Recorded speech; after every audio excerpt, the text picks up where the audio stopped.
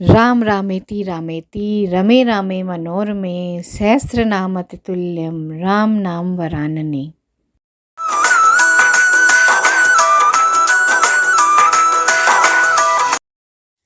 चतुर्थ सर्ग। हनुमान जी का लंकापुरी एवं रावण के अंतःपुर में प्रवेश।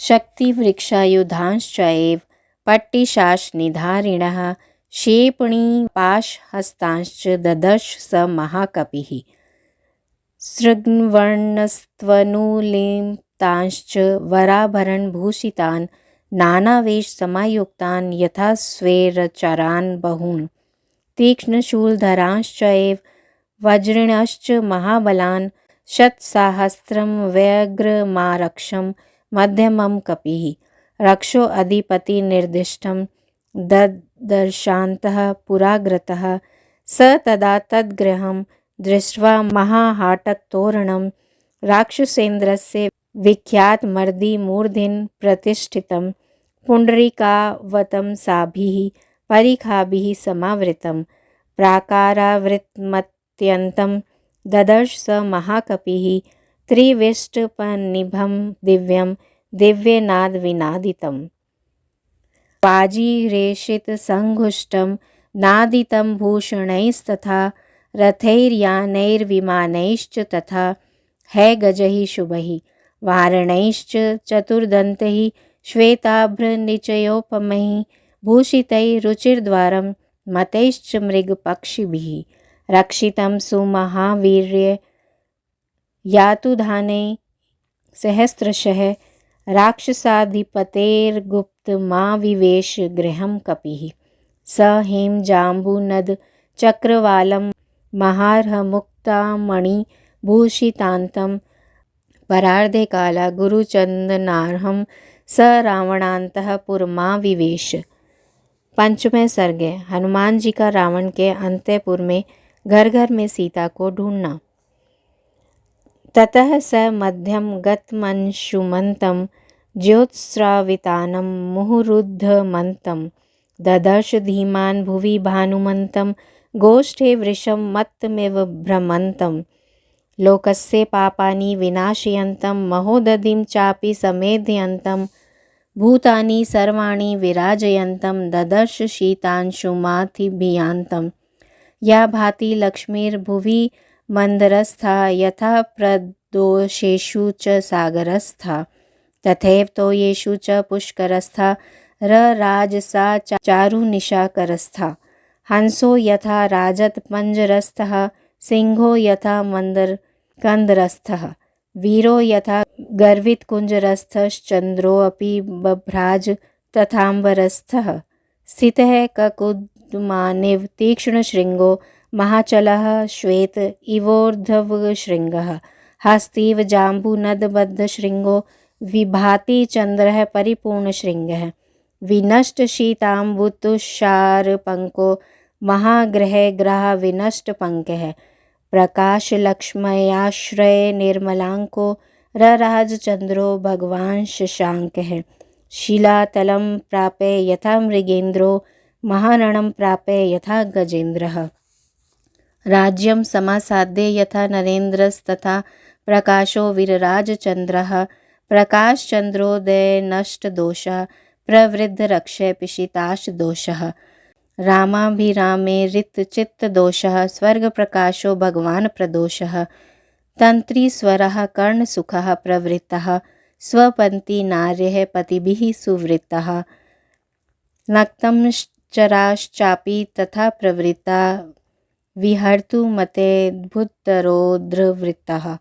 मत्प्रमत्तानि समाकुलानि रथाश्वभद्रासनसङ्कुलानि वीरश्रिया चापि समाकुलानि ददर्श धीमान् स कपिः कुलानि। मंगल भवन मंगलहारी प्रभु सुदशरथ अजिर बिहारी मंगल भवन मंगलहारी प्रभु सुदशरथ अजिर बिहारी मंगल भवन मंगलहारी प्रभु सुदशरथ अजिर बिहारी मंगल भवन मंगलहारी प्रभु सुदशरथ अजिर बिहारी। कोई शक्ति और वृक्ष रूप आयु धारण किए देखे जाते थे तथा किन्हीं के पास पटिश, वज्र, गुलेल और पाश थे। महाकपि हनुमान ने उन सबको देखा। किन्हीं के गले में फूलों के हार थे और ललाट आदि अंग चंदन से चर्चित थे। कोई श्रेष्ठ आभूषणों से सजे हुए थे, कितने ही नाना प्रकार के वेशभूषा से संयुक्त थे और बहुतेरे स्वेच्छानुसार विचरने वाले जान पड़ते थे। कितने ही राक्षस तीखे शूल और वज्र लिए हुए थे, वे सब के सब महान बल से संपन्न थे। इसके सिवा कपिवर हनुमान ने 1,00,000 रक्षक सेना को राक्षस राज रावण की आज्ञा से सावधान होकर नगर के मध्य भाग की रक्षा में संलग्न देखा। वे सारे सैनिक रावण के अंतःपुर के अग्रभाग में स्थित थे। रक्षक सेना के लिए जो विशाल भवन बना था, उसका फाटक बहुमूल्य सुवर्ण द्वारा निर्मित हुआ था। उस आरक्षा भवन को देखकर महाकपि हनुमान जी ने राक्षस राज रावण के सुप्रसिद्ध राजमहल पर दृष्टिपात किया, जो त्रिकूट पर्वत के एक शिखर पर प्रतिष्ठित था। वह सब ओर से श्वेत कमलों द्वारा अलंकृत खाइयों से घिरा हुआ था।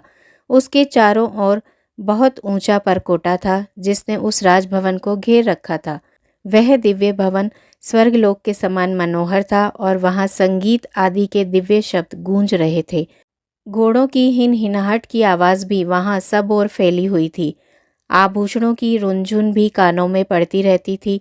नाना प्रकार के रथ, पालकी आदि सवारी, विमान, सुंदर हाथी, घोड़े, श्वेत बादलों की घटा के समान दिखाई देने वाले 4 दांतों से युक्त सजे सजाए मतवाले हाथी तथा मदमत पशु पक्षियों के संचरण से उस राजमहल का द्वार बड़ा सुंदर दिखाई देता था।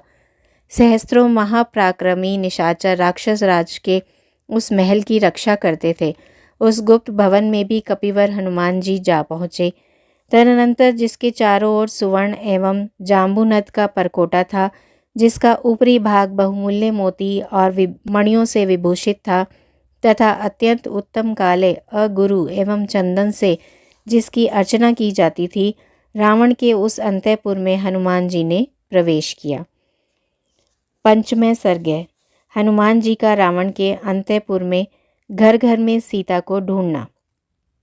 तत्पश्चात बुद्धिमान हनुमान जी ने देखा, जिस प्रकार गौशाला के भीतर गौओं के झुंड में मतवाला सांड विचरता है, उसी प्रकार पृथ्वी के ऊपर बारंबार अपनी चांदनी का चंदोवा तानते हुए चंद्रदेव आकाश के मध्य भाग में तारिकाओं के बीच विचरण कर रहे हैं। वे शीत रश्मि चंद्रमा जगत के पाप ताप का नाश कर रहे हैं, महासागर में ज्वार उठा रहे हैं, समस्त प्राणियों को नई दीप्ति एवं प्रकाश दे रहे हैं और आकाश में क्रमशः ऊपर की ओर उठ रहे हैं। भूतल पर मंदराचल में संध्या के समय महासागर में और जल के भीतर कमलों में जो लक्ष्मी जिस प्रकार सुशोभित होती हैं, वे उसी प्रकार मनोहर चंद्रमा में शोभा पा रही थीं।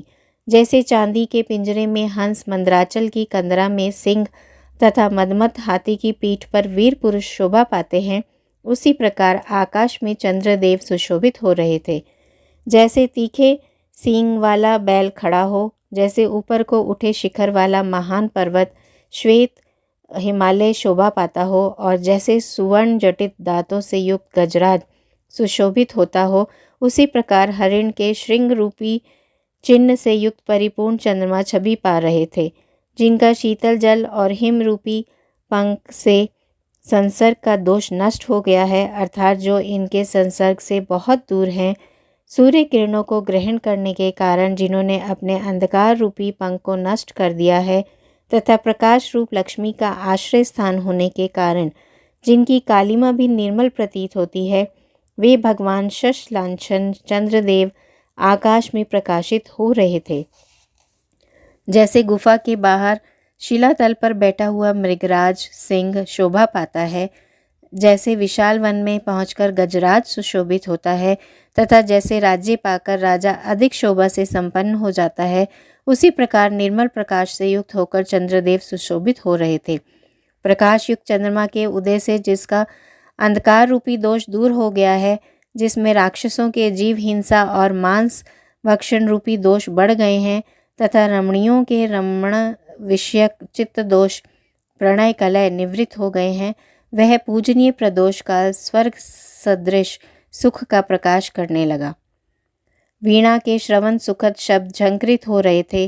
सदाचारिणी स्त्रियां पतियों के साथ सो रही थीं तथा अत्यंत अद्भुत और भयंकर शील स्वभाव वाले निशाचर निशीत काल में विहार कर रहे थे। बुद्धिमान वानर हनुमान ने वहाँ बहुत से घर देखे। किन्हीं में ऐश्वर्य मद से मत निशाचर निवास करते थे, किन्हीं में मदिरा पान से मत वाले राक्षस भरे हुए थे। कितने ही घर रथ घोड़े आदि वाहनों और भद्रासनों से संपन्न थे तथा कितने ही वीर लक्ष्मी से व्याप्त दिखाई देते थे। वे सभी ग्रह एक दूसरे से मिले हुए थे।